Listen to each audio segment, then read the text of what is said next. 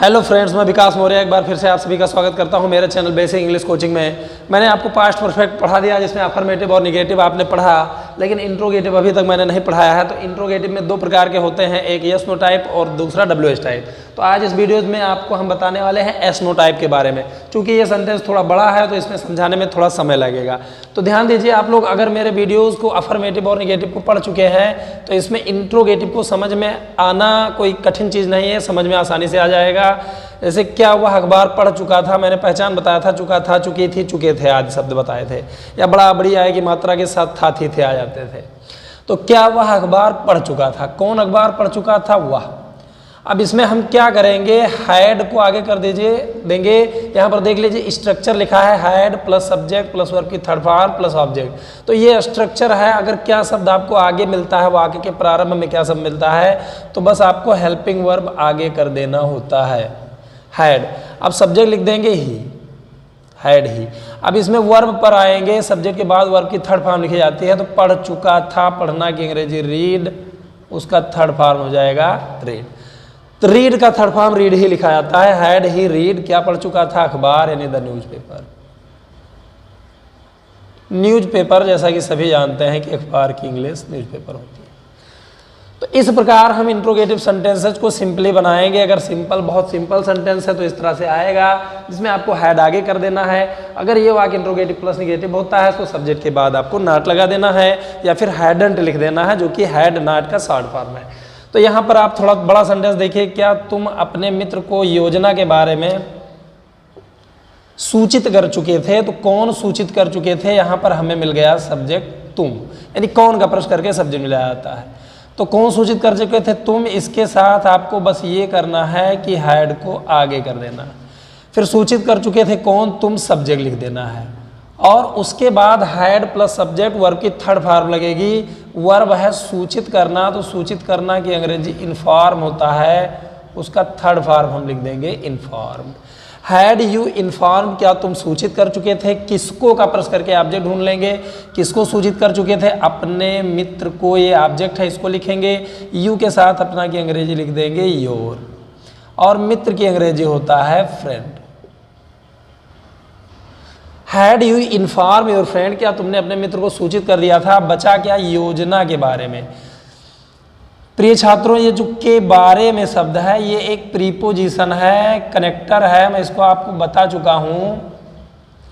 इसका यही नियम रहेगा कि जिसके लिए आया है उसके आगे हो जाएगा। लिखा है योजना के बारे में, तो के बारे में किसके लिए आया है, योजना के लिए आया है, तो इसके आगे आ जाएगा। यानी यहां लिखा जाएगा about plan, about the plan, about आगे कर देंगे के बारे में की अंग्रेजी अबाउट द प्लान। ऐसे ऐसे मैं प्रीपोजिशन आपको पढ़ाता जाता हूँ, प्रीपोजिशन आप याद करते जाइए। अगर आपने फिर कॉपी बना ली है तो उसमें नोट करते रहिए, क्योंकि ये बहुत आवश्यक चीज़ें हैं। फिर आते हैं तीसरे सेंटेंस पर, क्या हम पहले ही गलती कर चुके थे। तो पहले ही की अंग्रेजी मैंने आपको ऑलरेडी बताया था, ये बिफोर बताया था, और मैंने बताया था हैड के बाद ऑलरेडी आप लगाएंगे, लेकिन जब हैड आगे हो जाएगा तो ऑलरेडी सब्जेक्ट के बगल में लिखा जाएगा। जैसे अगर हम इसको अफर्मेटिव बनाते हैं तो बी हैड ऑलरेडी, लेकिन जब हैड आगे हो जाएगा तो हैड बी ऑलरेडी, इस तरह बनाएंगे। तो गलती कर चुके थे कौन, हम। यहाँ पर सब्जेक्ट हम है, यहाँ पर हमने क्या किया, हैड को सिंपली आगे कर दिया। उसके बाद सब्जेक्ट हम लिखेंगे वी, हैड वी। अब गलती करना होता है मेड ए मिस्टेक, लेकिन देखो अगर हैड यहाँ पर होता तो हैड के बाद ऑलरेडी लगता, लेकिन चूंकि हैड उठ के यहाँ आ गया है इसलिए ऑलरेडी यहीं पे लग जाएगा।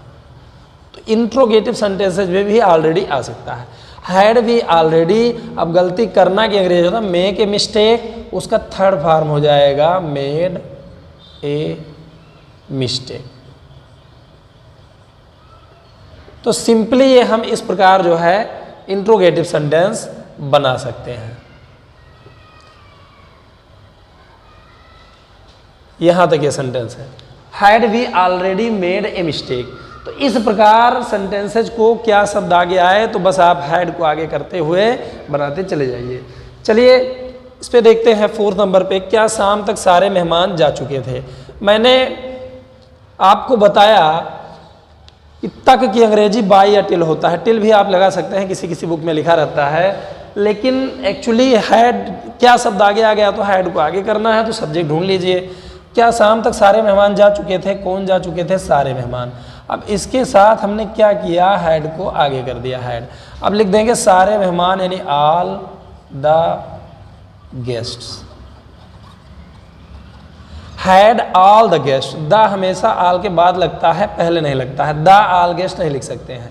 अब जाना की अंग्रेजी होता है गो, उसका third form gone. Had all the guest gone. अब शाम तक, तो तक की अंग्रेजी हमने क्या लिखा, बाई, और उसके बाद शाम की अंग्रेजी इवनिंग। क्या हम यह फिल्म अब तक नहीं देख चुके थे? तक की अंग्रेजी बाई आप लगाइए, टिल भी लगा सकते हैं, लेकिन ये एक प्रीपोजिशन है, कनेक्टर है, इसको जिनके लिए आता है उसके ठीक पहले लिखा जाता है, ये बात ध्यान रखिए। जितने भी प्रीपोजिशन मैं अपने वीडियोज में पढ़ा रहा हूँ उसको आप नोट करते जाइए, और अंततः मैं सारे प्रीपोजिशन एक बार और रिवीजन कराऊंगा, बताऊंगा, तो आपको सारे प्रीपोजिशन आ जाएंगे। बहुत इंपॉर्टेंट है प्रीपोजिशन, ये तैयार करते रहिए। क्या हम यह फिल्म अब तक नहीं देख चुके थे? कौन नहीं देख चुके थे? हम। तो इसमें क्या करेंगे, सिंपली हैड को आगे कर देंगे, क्योंकि क्या शब्द आगे आ गया है। तो हैड, अब सब्जेक्ट लिख देंगे वी, हैड वी। अब देखिए हैड आगे की सब्जेक्ट लिख दीजिए, वर्ब की थर्ड फॉर्म ढूंढिए। तो देख चुके थे, पिक्चर देखने के लिए वॉच लिखा जाता है, वॉच ज्यादा सही है। हैड बी वॉच्ड, क्या हम देख चुके थे? किसको, यानी क्या देख चुके थे? उत्तर मिला यह फिल्म। क्या का प्रश्न करके ऑब्जेक्ट मिलता है। Had be watched this, film की अंग्रेजी होता है मूवी, मूवी यहां पे हम लिख देंगे। अब तक की अंग्रेजी बाय लगा दीजिए, और अब की अंग्रेजी नाउ, या टिल नाउ भी लिखा जा सकता है। Had be watched this movie by now. तो आप इन 5 सेंटेंसेस में देख रहे होंगे कि सिंगल सेंटेंस आया है, एक सेंटेंस आया है। इसमें ऐसा नहीं है कि से पहले से पूर्व से जुड़े हुए 2 वाक्य आए हैं। लेकिन आपको याद होगा, अगर आपने अफर्मेटिव नेगेटिव पढ़ा है, कि से पहले या से पूर्व या के बाद या के पश्चात से जुड़े हुए जब 2 वाक्य आते थे तो उसका नियम कुछ अलग था। तो इसमें 2 चीज़ें मैं आपको बताना चाहता हूं। अगर बिफोर से जुड़ा हुआ 2 उपवाक्य अलग अलग आ गया है, जैसे कि क्या अध्यापक के आने से पहले, तो यहाँ पर आप नोट करिए से पहले। और फिर तुमने कविता याद कर लिया था, इसमें दिख रहा है बाकायदा 2 सेंटेंस। तुमने कविता याद कर लिया था, क्या अध्यापक के आने, यानी अध्यापक आए। लेकिन बच्चों एक चीज हमेशा याद रखना, पहले इधर वाला सेंटेंस बनेगा और इंट्रोगेटिव यही बनेगा, मेन यही बन रहा है, यही इंट्रोगेटिव बनेगा, चाहे क्या शब्द यहाँ लिखा हो चाहे यहाँ लिखा हो, दोनों में डिफरेंस में बताता हूँ। इस सेंटेंस में देखिए, मेरे सोने से पहले क्या तुम खाना बना चुकी थी। तो यहाँ पर देखिए से पहले की अंग्रेजी बिफोर आ गया है। अब मैं आपको ये कहना चाहता हूँ कि पहले समाप्त होने वाला वाक्य बनता है, तो पहले ये कार्य समाप्त हुआ है। 2 काम हुए, अध्यापक के आने से पहले तुमने कविता याद कर लिया था, तो पहले कविता याद करना फिर अध्यापक के आने, तो पहले इधर वाली सेंटेंस को हम बनाएंगे। लेकिन आप एक चीज़ नोट कर लीजिए, सिंपली ये ट्रिक है, समझ लीजिए कि यही इंट्रोगेटिव बनेगा। सबसे पहले आपको कौन सा सेंटेंस बनाना है, इधर वाला वाक्य सबसे पहले बनाना है, इधर वाला उपवाक्य आपको बनाना है। तो इंट्रोगेटिव यही बनेगा, चाहे क्या शब्द यहाँ हो और चाहे क्या शब्द यहाँ हो। लेकिन दोनों क्या जो है इंट्रोगेटिव के वाक्य के प्रारंभ में आएंगे। ये तो प्रारंभ में है, ये है, और ये इस वाक्य के प्रारंभ में है। तो बनाते हैं, तुमने कविता याद कर लिया था, किसने याद कर लिया था, तुमने। इसके साथ आपको हैड आगे कर देना है, हैड। फिर सब्जेक्ट लिखना है तुमने यानी यू। याद करना कि अंग्रेजी लर्न होता है, उसका थर्ड फॉर्म हम लिख देंगे लर्न। हैड यू लर्न, क्या याद कर चुके थे, कविता यानी द पोएम। अब यहां पर बिफोर जब हम जोड़ेंगे तो अध्यापक के आने, अब चूंकि क्या यहां है तो उसके लिए आपने हैड आगे कर दीजिए। अब इसका कोई मतलब ही नहीं रहा, ये इस वाले सेंटेंस में लग गया।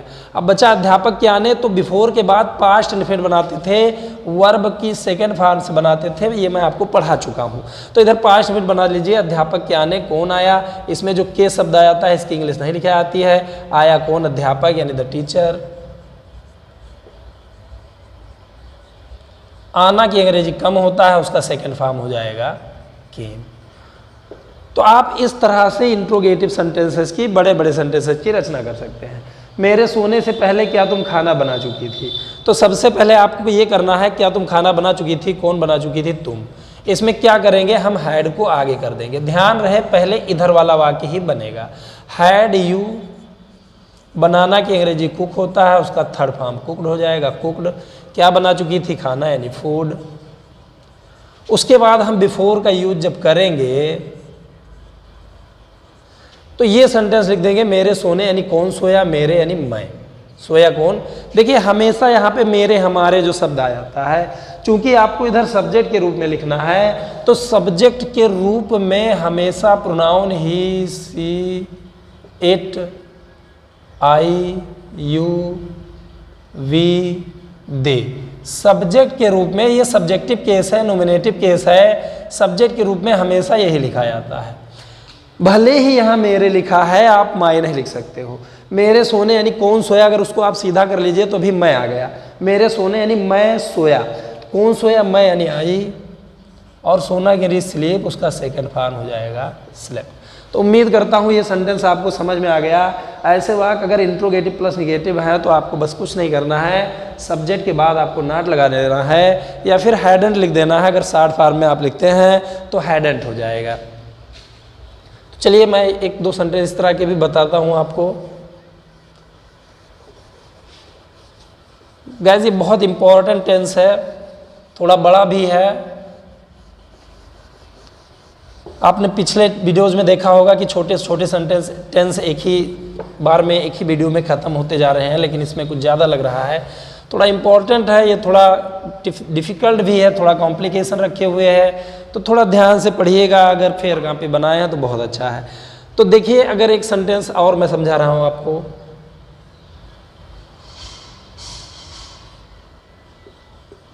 क्या पिताजी के घर पहुंचने से पूर्व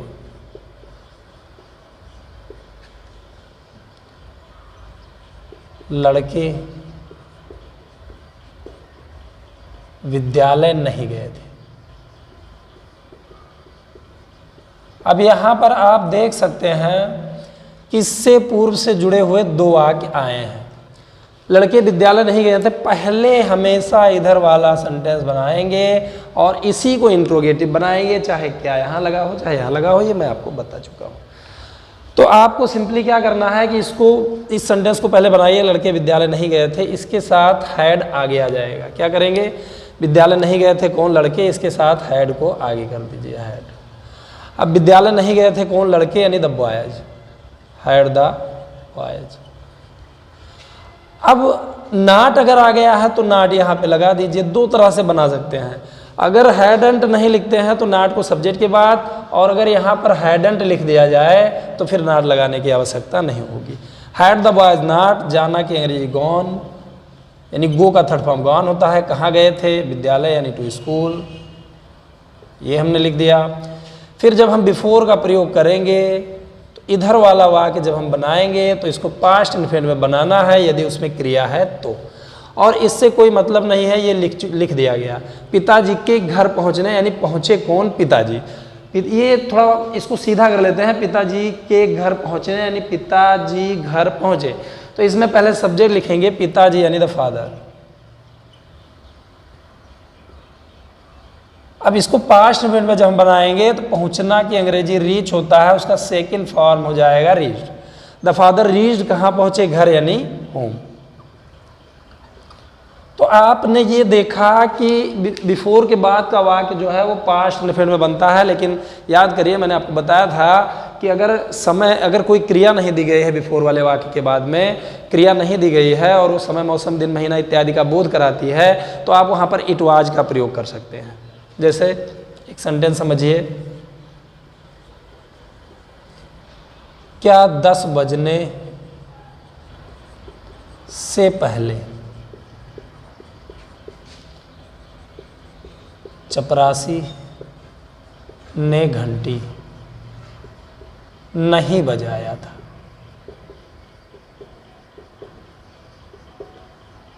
तो ये इंट्रोगेटिव सेंटेंस है, क्या शब्द यहाँ पे आया उससे मतलब नहीं, सबसे पहले इधर वाला सेंटेंस हमको बनाना है, ये हमेशा नोट करे रहिए।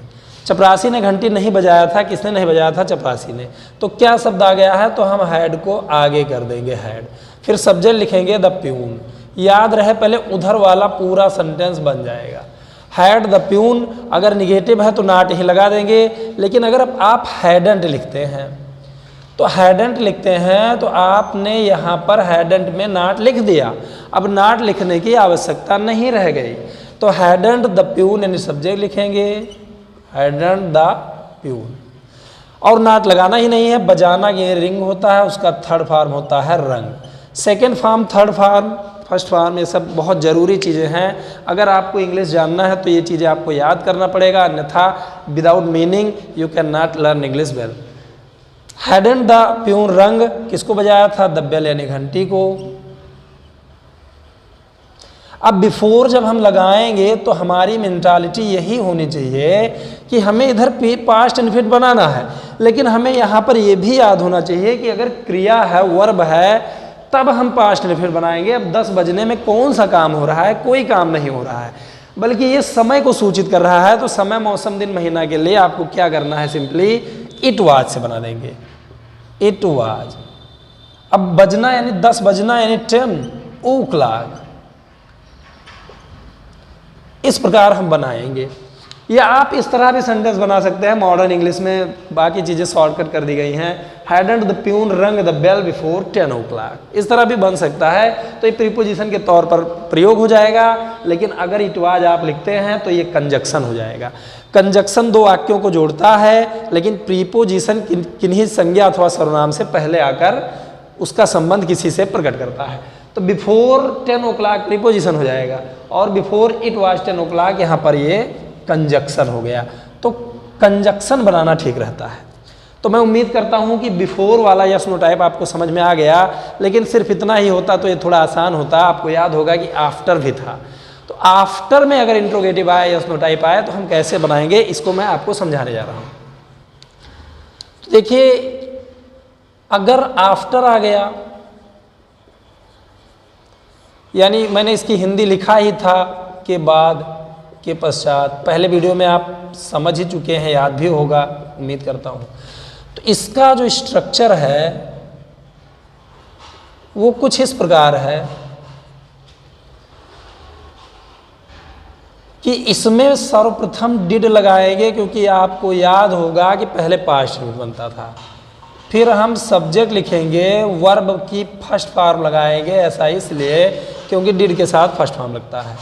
फिर हम ऑब्जेक्ट लिख देंगे, और उसके बाद फिर इधर हम फिर सब्जेक्ट लिखेंगे दूसरे वाक्य का। फिर उसके बाद इधर वाला हम वाक्य हैड से बनाएंगे, जैसा कि आपको याद होगा, मैं ऐसा उम्मीद करता हूँ। फिर वर्ब की थर्ड फॉर्म ऐड कर देंगे, उसके बाद ऑब्जेक्ट लिख देंगे। थोड़ा सा उल्टा हो जाता है, जैसे बिफोर वाले में पहले पास्ट परफेक्ट बनता है, दूसरा पास्ट परफेक्ट बनता है। लेकिन आफ्टर वाले में यहाँ जब हम आफ्टर ऐड करेंगे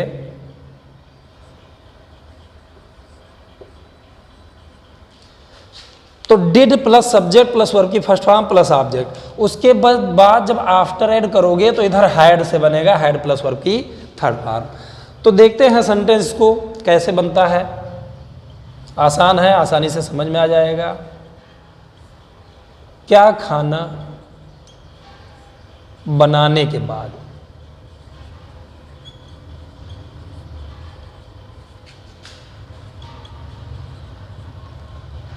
राधा ने स्नान किया। दो सेंटेंस में लिखकर आपको डिफरेंस बताता हूं। क्या खाना बनाने के बाद राधा ने स्नान किया, तो क्या शब्द यहां ना आए जैसे, और कभी कभी थोड़ा अटपटा सेंटेंस आ जाता है। देखिए, मोहन पत्र लिखने के पश्चात, इसको मैं इंट्रोगेटिव लिखता हूं। मोहन पत्र लिखने के पश्चात क्या डाक खाने गया। ये एक्चुअली मैंने अफर्मेटिव लिख दिया था, इंट्रोगेटिव में समझें। मोहन पत्र लिखने के पश्चात क्या डाक खाने गया। अब आप देख रहे होंगे कि क्या शब्द एक वाक्य में यहाँ पे आया है और एक वाक्य में यहाँ पे आया है। तो चूंकि इसमें दो अलग अलग सेंटेंस होते हैं तो ये माना जाएगा कि वाक्य के प्रारंभ में आया है, इसलिए यस नो टाइप बनेगा। और ये तो प्रारंभ में है ही, लेकिन जब के बाद के पश्चात लगता है तो पहले हम पास्ट इंडेफिनिट बनाते हैं। ध्यान रखिए, पास्ट इंडेफिनिट की हेल्पिंग वर्ब डिड है, डिड आगे आ जाएगी, डिड के साथ वर्ब की फर्स्ट फॉर्म लिखी जाती है। पहले ये सेंटेंस बनाइए, राधा ने स्नान किया, किसने स्नान किया? राधा ने। तो हम यहाँ पर लिख देंगे राधा। अब स्नान करना की अंग्रेजी टेक बाथ, सॉरी यहां पर क्या शब्द आ गया है? क्या खाना बनाने के बाद राधा ने स्नान किया। तो स्नान किया किसने? राधा ने। इसके साथ क्या शब्द आया है? तो डिड आगे आ जाएगा, डिड। अब राधा लिखे, डिड राधा। अब स्नान करना की अंग्रेजी होता है टेक बाथ, उसका फर्स्ट फॉर्म हम लिख देंगे take bath. Did Radha take bath, ठीक है। यहां पर ए भी लग सकता है, हर लग सकता है, डिड राधा टेक बाथ। अब जब हम आफ्टर लगाएंगे तो इधर वाला वाक्य हैड से बनाएंगे, इधर वाला खाना बनाने। तो खाना किसने बनाया? राधा ने। तो राधा के लिए हम सी लिखेंगे, did Radha take bath after C. अब इधर वाला हम हैड से बनाएंगे, यानी हैड कुकड। क्या बनाया उसने? खाना, यानी फूड। इस प्रकार हम इंट्रोगेटिव बनाएंगे, क्या शब्द चाहे यहाँ पे आता है चाहे यहाँ पे आता है। और ध्यान रहे पहले इधर वाला वाक्य ही बनेगा। तो चूंकि अब के पश्चात से जुड़ा हुआ है तो इसको हम पास्ट इंडेफिनिट बनाएंगे। तो देखिए क्या डाक खाने गया, कौन गया? यहाँ पे मोहन लिखा है एक्चुअली, लेकिन इसमें भी मोहन लिखना पड़ेगा। तो पहले नाम को प्राथमिकता देते हैं, पहले ही को नहीं प्राथमिकता देते हैं, यानी पहले संज्ञा को प्राथमिकता देते हैं, उसके बाद सर्वनाम को। डाकखाने कौन गया? मोहन। इसके साथ आपको क्या करना है? डिड को आगे कर देना है। डिड के साथ सब्जेक्ट लिख देंगे मोहन। सब्जेक्ट कहीं भी हो उसको ढूंढिए और उसको सही से लिखिए। डिड मोहन जाना की अंग्रेजी गो, कहाँ गया? टू पोस्ट ऑफिस, यानी डाकखाने। Did Mohan go to post office, ये पास्ट में बन गया। फिर जब हम आफ्टर लगाएंगे यहाँ पे तो मोहन के पत्र लिखने, यानी मोहन पत्र लिखने के पश्चात क्या डाकखाने गया? तो पत्र किसने लिखा? मोहन ने। तो मोहन यहाँ पे लिखा है तो मोहन के लिए बार बार मोहन ही नहीं लिखेंगे, ही लिख देंगे, क्योंकि पुरुष का प्रोनाउन ही होता है और स्त्री का प्रोनाउन सी होता है। तो did Mohan go to post office after he. अब इसमें हैड, इधर वाला हैड से बनाएंगे, इधर वाला हमेशा हैड यानी पास्ट परफेक्ट में बनता है। हैड लिखना की अंग्रेजी राइट होता है, उसका थर्ड फॉर्म हो जाएगा रिटर्न। क्या लिखा उसने? पत्र, यानी द लेटर। तो आफ्टर का नियम ध्यान रहे इस तरह बनेगा। बिफोर का मैंने आपको समझा ही दिया, और अगर सिंगल सेंटेंस है तो उसको सिंगल तरह से आप बनाइए। मैं उम्मीद करता हूं, आशा करता हूं कि आपको एस नो टाइप इंट्रोगेटिव समझ में आ गया। इसके नेक्स्ट वीडियो में मैं डब्ल्यू एस टाइप इंट्रोगेटिव समझाऊंगा। उसके बाद कुछ जरूरी चीज़ें, तो ये पास्ट परफेक्ट एकदम क्लियर हो जाएंगी। तो इसके वीडियो के अंत में मैं एक होमवर्क दूंगा जो आप बनाइए, और किसी भी माध्यम से, मेरा नंबर आपके पास है, अगर नहीं है तो कमेंट सेक्शन में लिखिए, मैं आपको नंबर दूंगा। और उसके बाद उस होमवर्क को बनाइए, किसी भी माध्यम से, व्हाट्सएप या कहीं से भी फ़ोन से मुझसे होमवर्क चेक करा लीजिए। और आखिरी बात, अगर आपने मेरे चैनल को सब्सक्राइब नहीं किया है तो प्लीज़ मेरे चैनल को सब्सक्राइब कर लीजिए, और जितना भी हो सके शेयर कर दीजिए। इस वीडियो में बस इतना ही, मिलते हैं अगले वीडियो में। शेष नमस्कार।